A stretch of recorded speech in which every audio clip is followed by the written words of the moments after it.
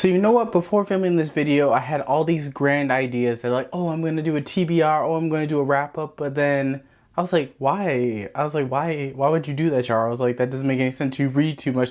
Why are you putting extra work on yourself? So hope you guys enjoyed this video and stay tuned to find out. If you have read the title, you already know what this video is. So play my intro.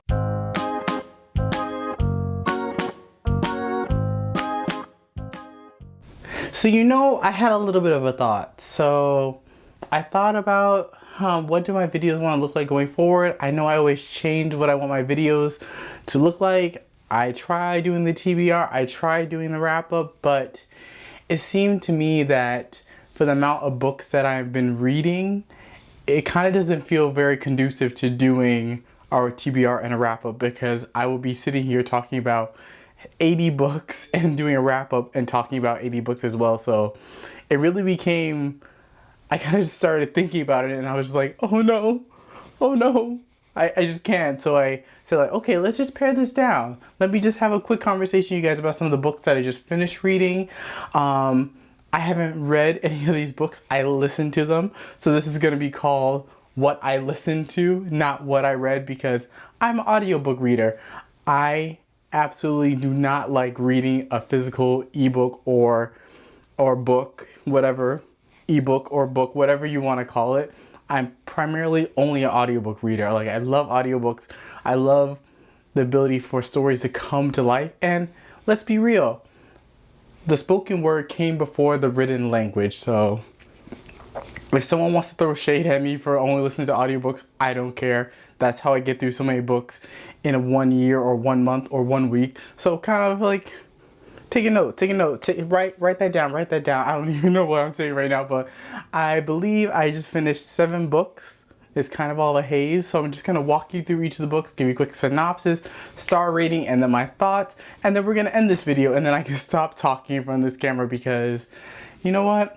Filming takes a lot of work. I think people don't realize that. Like, I had to set up this light so I like look good on camera, because you know I gotta look good. But yes, I promise. Let's get into the book. So up first, I have How to Date a Douchebag by Sarah Nye. This is book 1 in the How to Date a Douchebag series. This book takes place in college. It essentially is about a girl dating a douchebag, and it's like how they navigate that relationship and how they come together as a couple. And you may think like, oh, this is gonna be super smutty, super racy, super raunchy, and no, it's more of a rom-com. But my problem with this book was that let me get back to the synopsis. You have these 2 characters about the relationship. One's a douchebag, one is like a super brainy female student, and it's their romance. There you go. That's your synopsis. There isn't much of a synopsis to this book, and that leads me to my point, is that this book should have only been a novella. It is way too long for a full-length book. Nothing happens. We're just seeing these 2 characters interact and become friends, even though he forces the friendship on the main character. But with all that aside, even when it came to the relationship and the development of the relationship, it left a lot to be desired. And it felt like, since Sarah and I stretched things so much, that at the end you were just kind of reading this build up.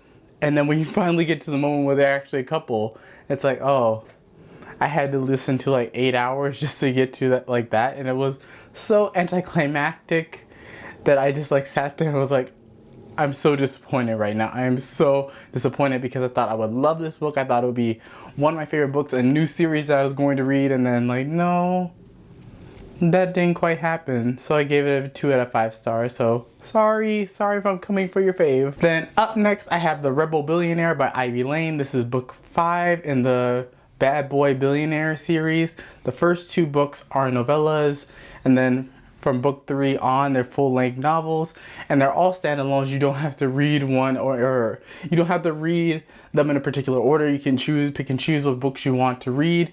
And I was enjoying all the books up until I think it was book 3. Book 4 I gave a 4 out of 5 stars, and this book I'll kind of give you my rating, but it's going to be lower than 4 out of 5 stars, because let's be honest. But if you want to know a little bit about this book follows a young female who is part of this really wealthy family, and then there's this guy that's his neighbor, and it's their love story. I guess if you want to describe it, it's like the next door neighbor romance trope. You guys can figure out what happens from there. I'm not going to go into full about the plot because the plot is really irrelevant and really poorly constructed. But I gave this one, I think, a 2 or a 3 out of 5 stars. I think it was a 2. And man, I did not like this book. The beginning was decent. I was like, okay. I know Ivy Lane can write some pretty steamy scenes, but I was like, okay, I guess she's trying to focus on story right now. And the story is essentially the story from the third book, no, from the fourth book, just kind of changed and tweaked a little bit. So you basically, in both books, you have a girl and there's some type of stalker or someone trying to come after them. And then there's this like your male hero character kind of coming in to save the day. And that's essentially what the 2 books are about. So I felt like I was reading the same book, but not nearly as good of quality as the previous book. So I was very disappointed.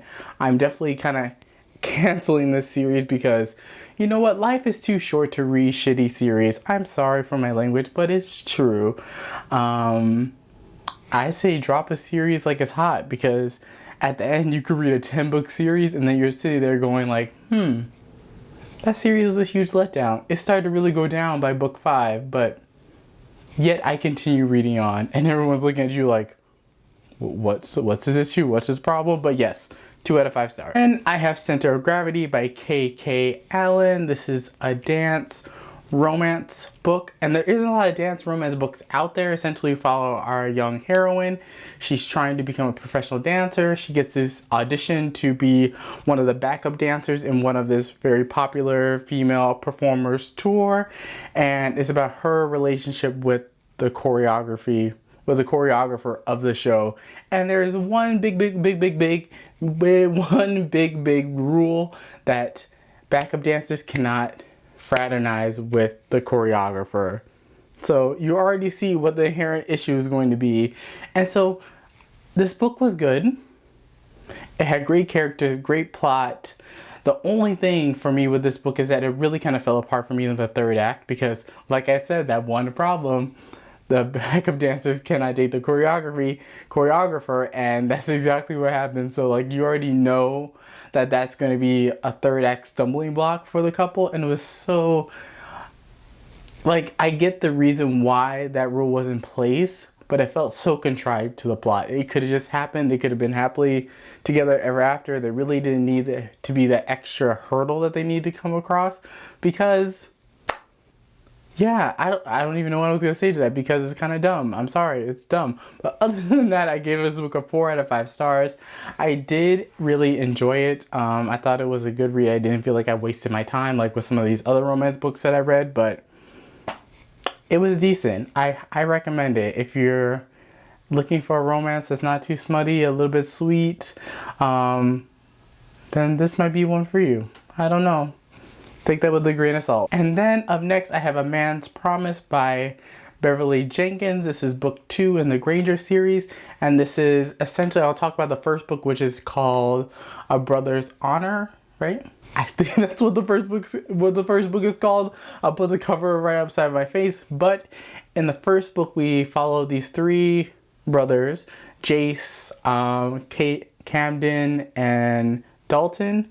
They're all pretty wealthy, pretty well off. Their grandfather created this aeronautics company, and something happened to their father where their father was accused of murdering their mother, and their father was convicted and sentenced to prison. And then we kind of fast forward 25 years into the future, and all these 3 brothers need to come back and reunite because their grandfather is about to die. Or pass away, yes, about to die. And then on his deathbed, the grandfather makes his grandson's promise to stick with the company and help save the company, because the past year before the grandfather's death, the company is operating in the red. So essentially that's our main plot. 3 brothers kind of come back in to save their family legacy and hopefully to free their father, who they believe was wrongfully convicted of their mother's murder. So yes, that was quite convoluted. And we're in book 2, so this is Camden's story. He is middle brother. And then the third book follows Dalton, who is the youngest brother. And the one thing that I have to say about the series is that it does a great job of kind of not feeling like each book is a standalone, sort of, but it really feels like a cohesive, I believe it's a quartet, yes. Cohesive quartet. You have the first book, and a lot of those storylines still continue over into the second book, but then you get Camden's romance on top of that continuing story arc. So I really like the ebb and flow of that. The only thing I would have to say, caution you, is that if you're looking for really smutty, really dirty times, this is not going to be the book for you. The romance really kind of, it doesn't take a backseat, but it's not overpowering. Yes, you know that this book is a romance story, so you will get those scenes, but it also is about so much more, and there's so much more story going on in the background that it helps to keep the reader reading. And one thing that I really love that the author does is that she clearly sets up further plot lines for different books, or she does a lot of foreshadowing, if I should say. So you read the first book and you kind of get teases of the other guys' couple, and then you get like this really great foreshadowing for what's going to happen with the father and that trial, and then what's going to happen with the company. So it's really fun, really addicting series. The audiobooks are not the best. So if you're if you have one that you prefer more, like me, you prefer audiobooks, just know that the narrator's voice is a little bit soft. It's like he's kind of talking with like a little bit of like a, I don't know what you call it, like a muzzle over his mouth. So it sounds a little garbled, a little bit soft, and sometimes it doesn't quite capture the characters, and he doesn't do always a great job of changing his pitch to match different characters. But overall, I really enjoyed this book. I think I gave it a 4 out of 5 stars, and I'm super excited for the third book. You guys do not know. Beverly Jackson has been, I forgot the author's name, but you know who I'm talking about. She has been teasing Dalton's romance since book 1, so I'm super excited to get to that. And like, I think that book is going to be the best book of the series to date. Like, I'm putting it out there. Please don't prove me wrong. And then up next, I have Vicious by L.J. Shen, and I'm gonna get a lot of flack for this mini book review, because a lot of people love L.J. Shen. A lot of people love this book, but unfortunately, this book did not do it for me. I'm not going to go into synopsis. Deep synopsis essentially is a young girl. Her family works for this very wealthy family. The 2 kids go to the same school. The guy is super mean to the girl because he actually really loves her, and he has such a tragic past that he doesn't realize when he's hurting someone that he actually might really like. And then we fast forward 25 years into the future, they're both adults. Vicious goes back and contacts his childhood sweetheart, if you want to say, and it's essentially their romance going forward. And so I was expecting like very dark, very angsty, very sexy times in this book, and I just didn't get that. For most of the book, there isn't really any like of those types of scenes until like the very end. And for me, I thought Amelia, that's the main heroine's character's name is Amelia, I believe.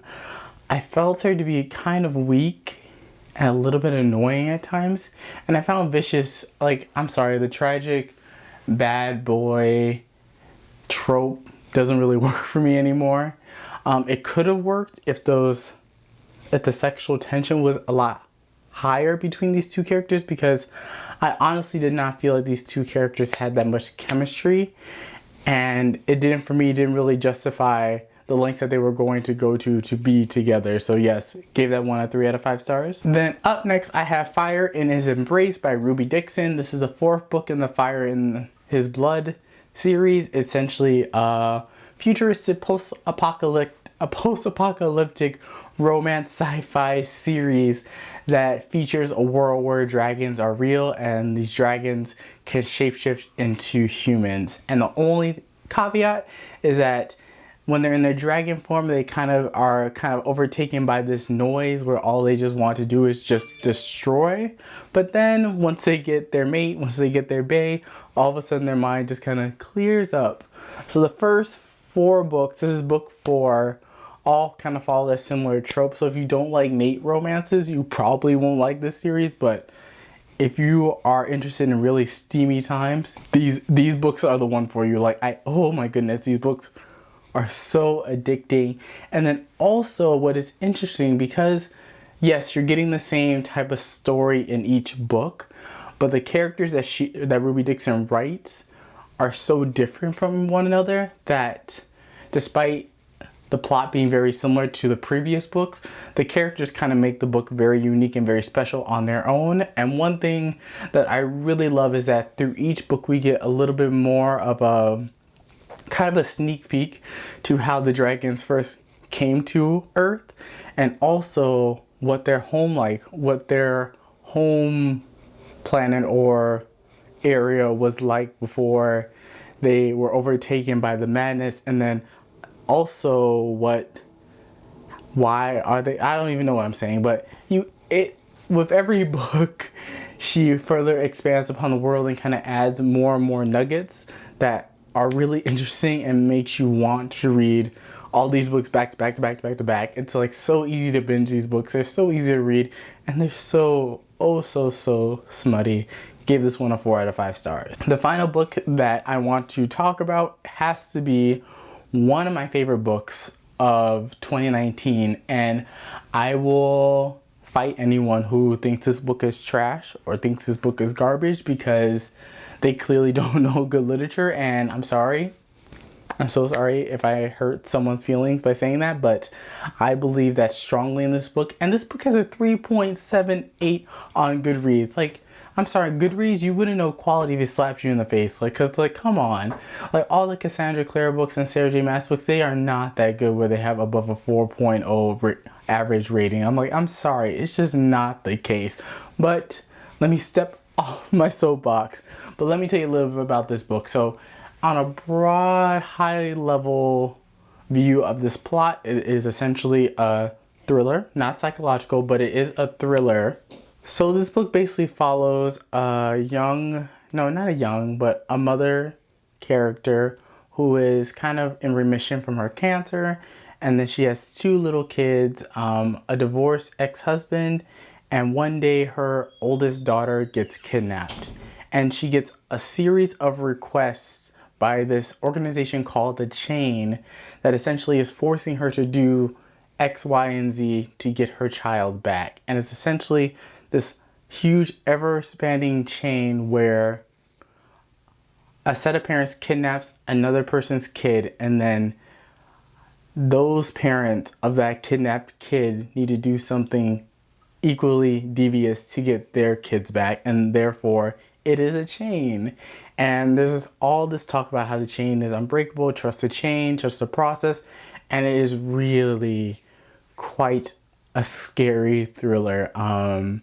It is very realistic. I gave this book a 5 out of 5 stars because I love this book. This book was absolutely amazing, but the writing was so good in this. There was points where in the middle of a huge climactic scene, you just have these beautiful prose that kind of take you out of the plot, but also explain so much about the narrative and so much about what the characters are feeling in that exact moment that you're kind of like, get back to it. I need to know what happens. And oh my goodness, the writing, the pacing was perfect, and the lengths that this character had to go through to get her daughter back were quite amazing. And then once you kind of find out who created this chain and where this chain originated, it is absolutely fantastic. And there's so many great plot twists, great action, great dialogue, great plot. I absolutely love this book. If you haven't read this book, please do so and read this book now. You will thank me for it. If you ignore all the other picks from this book, from this video, please read this book. I absolutely enjoyed it. Like, please don't sleep on this book. It is absolutely amazing. And not to toot my own horn, but the author favorited my 5-star review of his book. So, you know, I'm pretty legit now. So yes, please read The Chain. I don't think I have conveyed how good it is to you guys, but please go check it out. Go read the first chapter and you will be immediately hooked. It is just that addicting and that engrossing. There's a point where I didn't want to do anything else but read this book. So thank you so much for watching this video. So thank you guys so much for watching this video. Please let me know your thoughts about any of these books. Please let me know if you have read any of these books. Do you like this new format for a video, or you do not, or you hate it? Let me know down in the comments, and I'll catch you guys with another video of what I listened to. Bye.